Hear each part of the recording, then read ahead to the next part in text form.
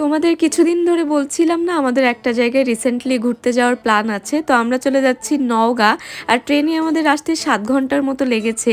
এখানে এসে অন্তরার রিয়াকশনটা দেখো। তো আমরা এসেছি অন্তরাদের বাড়িতে। এসে দেখি অন্তরা আমাদের জন্য অনেক কিছু রান্না করে রেখেছে। তো তাড়াতাড়ি করে আমরা খাওয়া দাওয়া শেষ করে এখন হচ্ছে রেডি হচ্ছি। সবাই মিলে যাব ঘুরতে, মানে আমরা ৭ ঘন্টা জার্নি করে এসেও একটু রেস্ট নেইনি। রেডি হয়ে সাথে সাথে আবার ঘুরতে বের হয়ে গেছি, তাও আবার বাইকে ২০ কিলোমিটার ক্রস করে আমরা গেছিলাম একটা চা খেতে। তো এই চাটার নাম হচ্ছে মটকা চা, তোমাদেরকে একটু দেখাই। এই যে দেখো, এই চাটা কিন্তু অনেক বেশি টেস্টি ছিল। তো এরপরে হচ্ছে আমরা আবার আমাদের বাসায় চলে এসেছিলাম, এসে আবার ড্রেসটা চেঞ্জ করে দেন আমরা সবাই চলে গেছিলাম র্যাকেট খেলতে।